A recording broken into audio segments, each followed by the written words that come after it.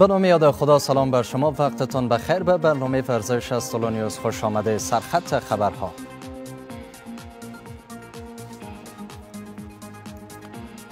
آمادگی ملی پوشان پهلوان به مسابقات آسیایی در کابل. ورزشکاران پهلوان با انجام تمرینات در پایتخت در پیکارهای آسیایی مصر، بحرین و عراق شرکت می‌کنند.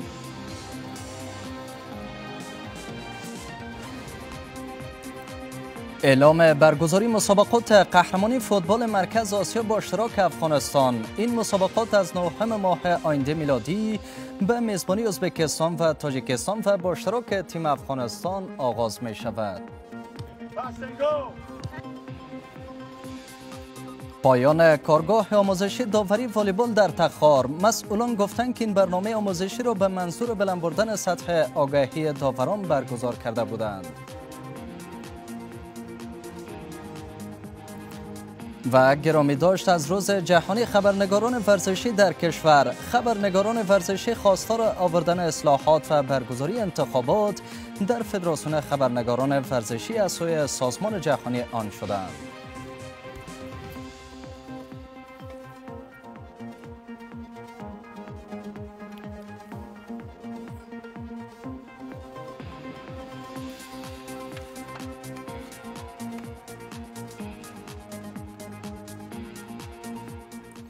شب شما بخیر. من همایون آشنا هستم و تا نیم ساعت میزبان شما در این برنامه. از 2 جولای روز جهانی خبرنگاران ورزشی در کشور گرامی داشت شد. شماری از خبرنگاران ورزشی با راه‌اندازی گرد همایی‌ها در این روز خواهان رسیدگی در برابرشان از سوی فدراسیون جهانی خبرنگاران ورزشی در افغانستان شدند. افزون بر آن، برخی دیگر از خبرنگاران ورزشی در بیرون از افغانستان با پخش تصاویر در شبکه‌های اجتماعی خود از این روز نیز گرامی داشت کردند. از سوی هم شماری از خبرنگاران ورزشی در کشور خواهان اصلاحات و برگزاری انتخابات در فدراسیون خبرنگاران ورزشی در افغانستان شدند. 2 جولای روز خبرنگاران ورزشی در سال 1924 در بازی‌های المپیک پاریس فرانسه نامگذاری شد و از این روز در سطح جهان گرامی داشت می شود. و حالا در همین باره بیشتر صحبت میکنیم با مهمانان خود، آقایان سید عمر سحار مسئول انسجام خبرنگاران ورزشی و همچنان آقای ادریس فاروقی خبرنگار ورزشی که از راه دور از استرالیا با ما وصل هستند در این برنامه. مهمانان عزیز خیلی خوش آمدید به برنامه. نخست آقای سحار با شما آغاز بکنیم بحث را که نخست میخوایم دیدگاهتان را در رابطه با 2 جولای روز خبرنگاران ورزشی داشته باشیم. ډیره مننه. سلامونه اشنا صاحب تاسو ته او ستاسو لیدونکو ته. علیک السلام. د جولای 2 د ورزشي خبریالانو نړیواله ورځ دی. تاسو ته ډیره مبارکي او همچنان ښاغلي فاروقي صاحب ته چې موږ سره نن په بحث کې دی. ستاسو هڅې واقعا د قدر وړ دي او له دې څخه هېڅوک سترګې نشي پټولی. همدارنګه په افغانستان کې ټولو اوسنیو فعالو ورزشي خبریالانو ته چې د هېواد په دې سختو شرایطو کې په یخنۍ کې په ګرمۍ کې په ډېر کم امتیاز سره د افغانستان د ورزش د پرمختګ لپاره کار کوي، ورته د دې ورځې مبارکي وایم.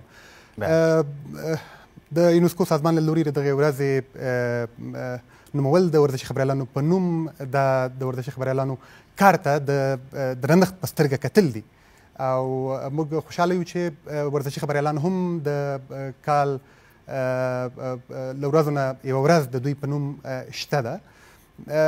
خبر دا وایي چې په افغانستان کې دغه ورځ په ډېره لویه کچه حتی د حکومت په کچه لمانځل کېدلی او د دوی د هڅو ستاینه کېدلی.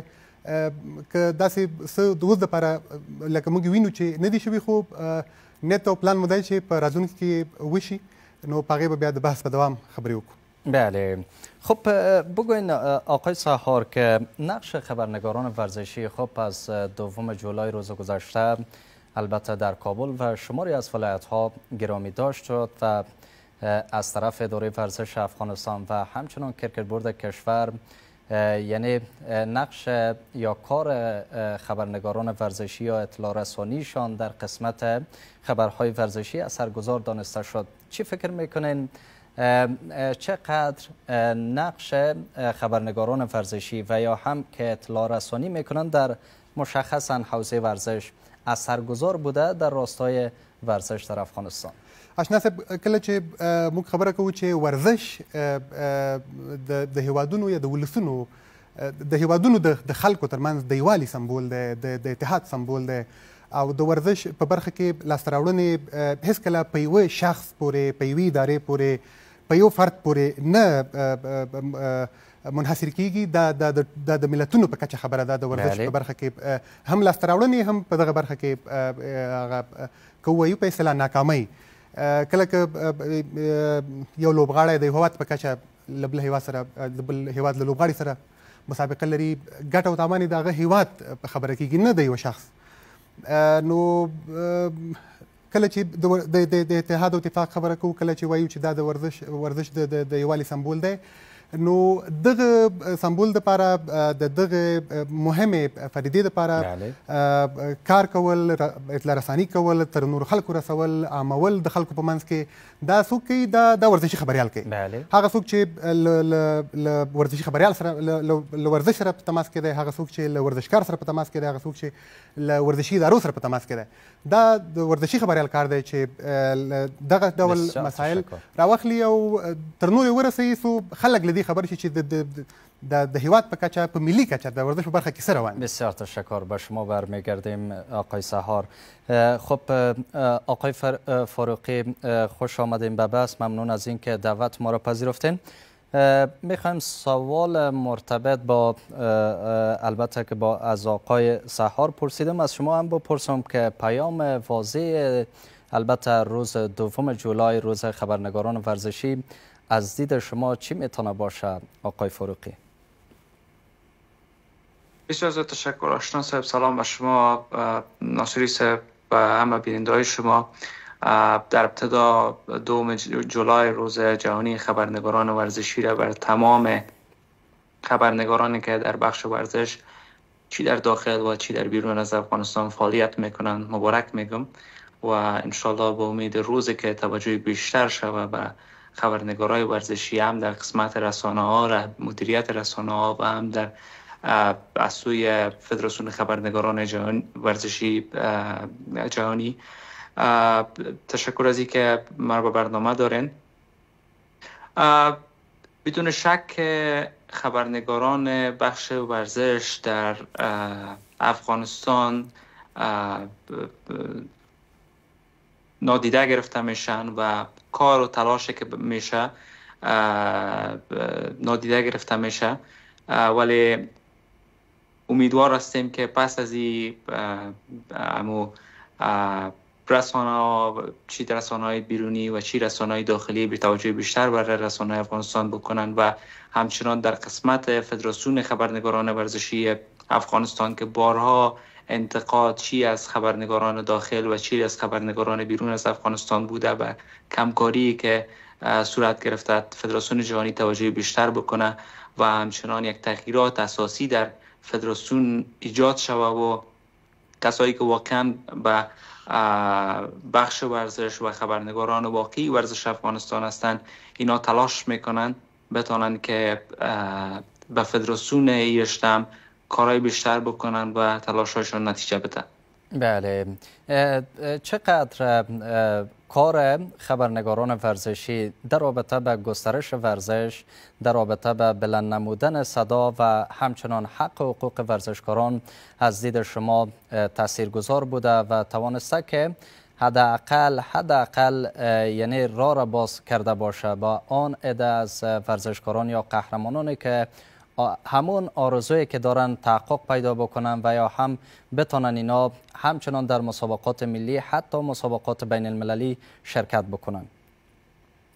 بدون شک خبرنگاران ورزشی افغانستان در رساندن صدای ورزشکاران و همچنان افتخارات که ورزشکارای افغانستان به دست آوردن نقش کلیدی داشتند و تانستند که صدای ورزشکاران را برسانند و همچنان افتخاراتی که تنها ورزش اما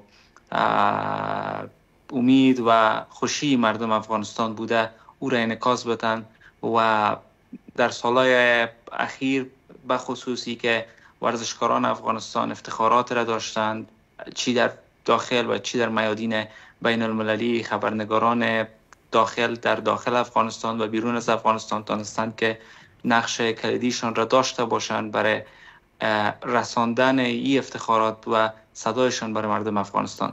بسیار تشکر. به شما برمیگردیم.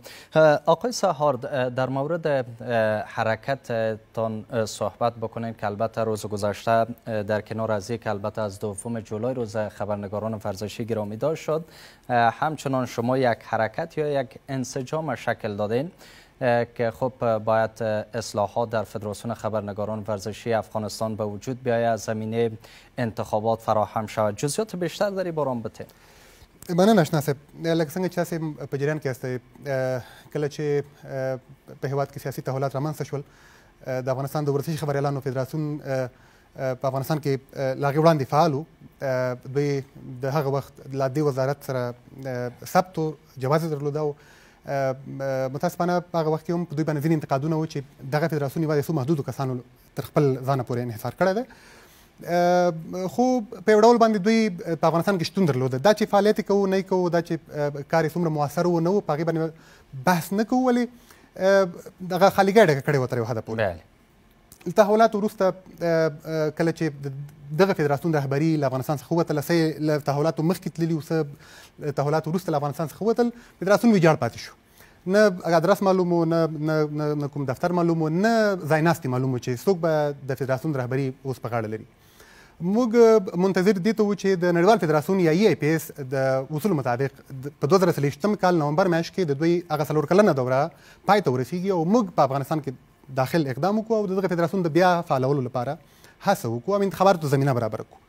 تقریبا 1.5 میاشتې وړاندې موږ د افغانستان له ټولو ولایتونو، یعنی زه دا خبره په ډېر جهر او افتخار سره کوم چې موږ د افغانستان له ټولو ولایتونو ورزشي خبریالان سره منسجم کړه، متحد مو کړه. ټولو ته مو دغه وضعیت چې تیر 10 کاله، یعنی له 2014 کال راپدې خو چې په افغانستان کې دغه وضعیت و، دا او د راتلونکو پلانونو په اړه ورسره وغږېدو. دا مسله مو له حکومت سره شریکه کړه، له ورزشي ادارو سره مو شریکه کړه او دوی رسما زموږ څخه ملاتړ اعلان کړ او ویل چې په دې برخه کې موږ تاسو سره همکاري کوو. اوس دپاره موږ لا هم په انسجام باندې کار کوو، له حکومت سره، له ورزشي ادارو سره، په داخل کې له حکومتي ورزشي ادارو سره مو خبرې روانې دي چې د انتخاباتو دپاره په افغانستان کې، یعنی په کابل کې زمینه برابره کړو او نوې رهبري د انتخاباتو له لارې وټاکو. فدراسیون یو ځل بیا فعال. بسیار تشکر. مطمئنم که آقای فاروقی صحبت‌های آقای سهار را شما شنیدین. خب دیدگاه شما در رابطه به شکلگیری این انسجام خبرنگاران ورزشی در پایتخت و شماری از ولایت‌ها چی است؟ چی باید شود؟ چی راهکاری شود تا زمینه انتخابات فدراسیون خبرنگاران ورزشی فراهم شود و آنچه که حق و حقوق خبرنگاران ورزشی است به او بتوانند دسترسی پیدا بکنند؟ بدون شک خبرنگاران ورزشی در داخل و بیرون از افغانستان یک آدرس منسجم ضرورت دارند که داشته باشند و اقدامی که در این اواخر صورت گرفته، چی تعداد همکارا و خبرنگارایی که در داخل افغانستان هستند و چی هم در بیرون از افغانستانی تلاش را کردند که یک آدرس را ایجاد بکنند که پس از این خالیگاه از بین بره. امیدوار هستیم که تمامی خبرنگاران بخش ورزش زیر یک چتر با هم مشترک کار بکنند و یک آدرس مشخص که پس از این مشخصاً برای خبرنگارای ورزشی افغانستان کار بکنه، برنامه‌ای گرفته شود در داخل افغانستان و همچنان هماهنگی‌هایی در فدراسیون جهانی رشته صورت بگیره که کارگاهی آموزشی و سایر مواردی که ضرورت است برای خبرنگاران ورزشی افغانستان صورت بگیره. بدون شک در قسمت رهبری از این چی همکارایی که در بخش ورزش، خبرنگارای ورزش در بیرون از افغانستان هستند، در هماهنگی با کسایی که فعلا در داخل افغانستان مشترکاً کار میکنن، هماهنگ هستند و مشترک پیش خواهد رفت که بتونه این آدرس یک نتیجه خوب داشته باشه و یک آدرس منسجم برای خبرنگارای ورزشی افغانستان باشه. فاروقی صاحب، در رابطه به فدراسیون خبرنگاران ورزشی در حال حاضر که میتونم بگویم که تمام رهبریشان حتی بیرون از افغانستان هستند، دیدگاهتان چی است و پس از شکلگیری حکومت سرپرست البته امارات اسلامی بر افغانستان، یعنی نتایج داشته سودمند بوده برای خبرنگاران ورزشی اینجا در افغانستان یا خیر؟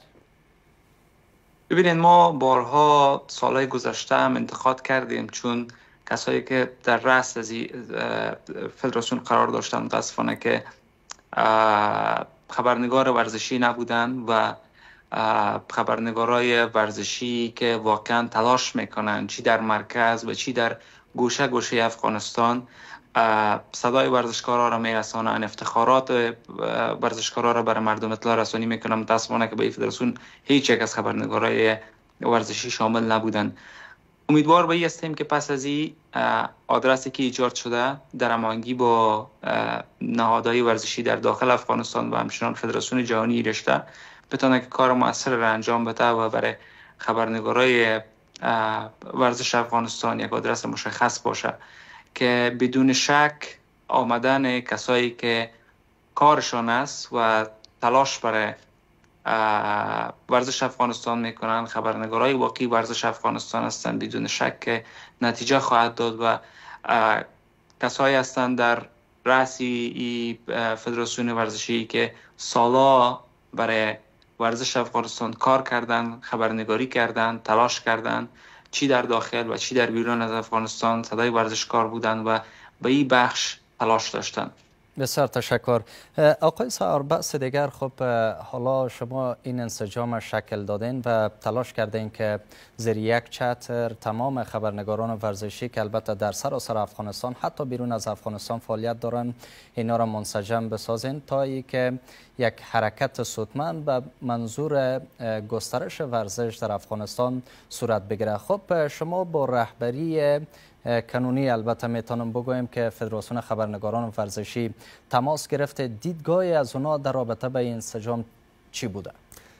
مخکې له دې چې موږ په افغانستان کې دغه انسجام چې پیل کړی مو دی دا پیل کړو، زموږ ځینې همکارانو چې د مخکیني فدراسیون رسمي غړیتوب یې لري او په ورته وخت کې د نړیوال فدراسیون یا ای آی پی سره هم ثبت، د دوی په واسطه ځینې اړیکې ونیول شوې. دوی ته وویل شول چې وروره هم د قانوني موده پوره شوې، هم په افغانستان کې شتون نه لري، هم د په افغانستان کې رسمي جواز نشته، نو لطفا تاسې یا افغانستان ته راشئ چې انتخابات وکړو، نوې رهبري وټاکو، یا له همغه ځایه د فدراسیون نوې رهبرۍ ته تسلیم کړئ او پرېږدئ. متاسفانه د دوی ځواب تر اوسه پورې منفي دی او منفي وو، او که منفي نه وی موږ به دغه هڅه چې اوس مې کړې په دې باندې مقدار نه کوو، خو مستقیم بدللو انتخاباتو ته نوې انسجام ته به اړتیا نه وه، نو بیا له هغې وروسته موږ په انسجام باندې کار وکړو، له هغې وروسته مو په اړیکو و روابطو باندې کار وکړو. آقای سهار، شما با سازمان جهانی فدراسیون خبرنگاران ورزشی در تماس هستید، دیدگاه از اونا چی بوده؟ بله، موږ ورسره په تماس کې یو. له ښه مرغه زموږ په ډله کې زموږ همکاران د نړیوال فدراسیون رسمي غړیتوب لري او د نړیوال فدراسیون یا ای پی ایس له رهبرۍ سره او حتی له آسیایي فدراسیون سره ډېرې ښې اړیکې او تماسونه لري. دوی سره مو دغه ستونزه شریکه کړې. د نړیوال فدراسیون یا ای پی ایس رئیس ښاغلي جیاني میرلو پرون په یو خپاره کړي ویډیوي پیغام کې د افغانستان د فدراسیون له مخکنۍ رهبرۍ غوښتنه کړې چې ستونزې مو د انتخاباتو له لارې او د خبرو له لارې حل کړي. په افغانستان کې دغه اوسنۍ کوم مسله چې رامنځته شوې د ورزشي خبریالانو ترمنځ، د هغه ټینګار هم دا و چې دا باید داسې یو چا ته وسپارل شي چې هغه ورزشي خبریال وي، هغه د افغانستان له ټولو ورزشي خبریالانو سره تماس او اړیکې ولري او د ورزشی ادارو سره ډیر ښه اړیکې او روابط لري. بله، بسیار کوتاه میخوایم چون که فرصت کم است آقای سهار بگوین که دیدگاه حکومت چی بوده در رابطه به این انسجام؟ بسیار کوتاه لطفا. د افغانستان د اطلاعات او کلتور محترم وزارت، د بدني روزنې او ورزش ریاست او د اولمپیک ملي کمیټه، د افغانستان د فوټبال فدراسیون او د افغانستان کرکټ بورډ، دوی سره چې زموږ مجلسونه شوي رسما آمادگی ښودلې، ملاتړ کړی او د هر راز همکاري ډاډ راکړی. بسیار تشکر. آقای فاروقی، میخوایم جنبندی هم داشته باشیم. حالا راه حل چی است؟ چی باید شود تا ای که من میخوایم باز دوباره سوال خود را تکرار بکنم که حداقل خبرنگاران ورزشی به همان حقوقی که دارن باید رسیدگی در برابرشان شود و یک آدرس مشخص باید باشد. چی راه حل را شما پیشنهاد میکنید؟ امیدواری پس از سالها همی است که یک جمع کلان از خبرنگاران واقعی ورزش افغانستان چی داخل و چی بیرون از افغانستان با هم منسجم شدن، مشترکاً کار میکنند به خاطر حل مشکلات خبرنگاران ورزشی افغانستان.